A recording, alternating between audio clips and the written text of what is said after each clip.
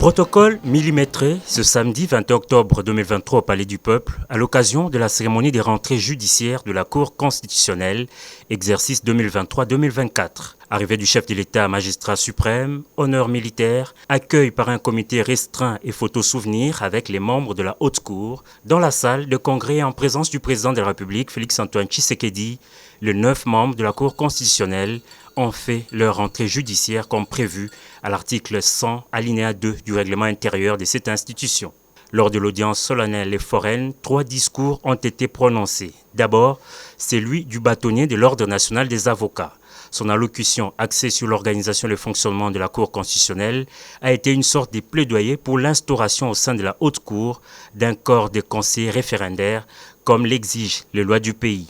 Pour sa part, le procureur général, dans sa mercuriale, s'est étendu sur les causes d'irrécevabilité du contentieux électoral, un thème à caractère pédagogique choisi par le juge constitutionnel dans un contexte électoral au pays. Juge du contentieux des élections présidentielles et législatives, la Cour constitutionnelle qui fait sa rentrée ce jour s'attend à un travail harassant.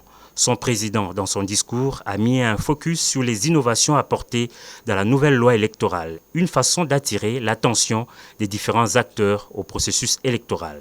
La Cour constitutionnelle vient d'examiner les contentieux des candidatures pour les élections législatives et se prépare à aborder le contentieux psy-léché des candidatures pour l'élection présidentielle. Il s'agira ainsi de mettre en évidence les différentes innovations apportées par la réforme électorale de 2022 et leurs incidences sur l'activité du juge électoral, particulièrement la Cour constitutionnelle. Cette rentrée judiciaire marque ainsi donc la reprise normale des activités au sein de cette haute cour chargée notamment du contrôle de la constitutionnalité des lois et des actes et en force de loi.